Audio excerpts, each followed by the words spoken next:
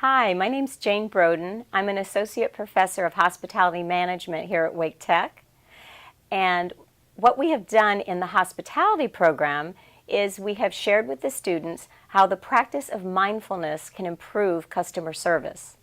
The sessions that you're going to see today are how mindfulness can improve interpersonal communications. I'd love to introduce you to our team in this. First, Jeff Hadley, our department head. Hey, Jane. Hey. And Lisa Wickham, she's our specialist, and she is also the owner of Fully Mindful. Yes, thank you, Jane. Jeff, can you share with us the plans that we have on implementing interpersonal mindfulness in these sessions? Sure. We have started initially just with the hospitality department, but we're now excited to be able to roll this out to the entire department.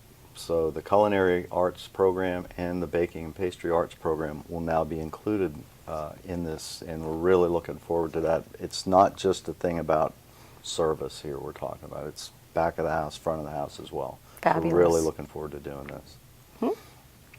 And Lisa, could we get a bit more of a description about mindfulness so everybody kind of knows what we're talking about here? Yeah, absolutely. Mindfulness, one of the ways that we describe it is being in the present moment. And that is true. It is about being in the present moment. But it's also more than that. It's actually being present with ourselves in the present moment. So what do I mean by that?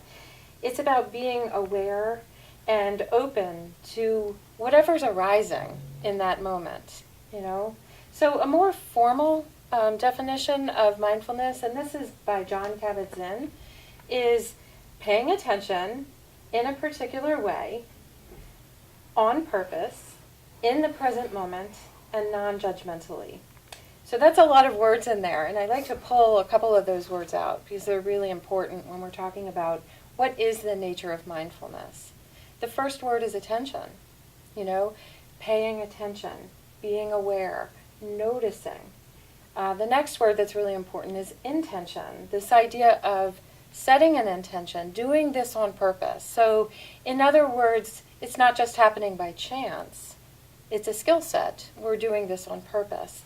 And then the third word that's very important, attention, intention, and then attitude. So in mindfulness, the attitude is this attitude of non-judgment, a non-judgmental attitude, kind of meeting whatever's arising with a sense of kind regard, right? So being mindful in the moment, checking in with ourselves, right? Checking in with what's going on internally within ourselves, our thoughts, our emotions, even the physical sensations that we're experiencing. And then also being aware of what's going on around us externally. This is a huge skill set. It gives us a lot of information to respond to any given moment.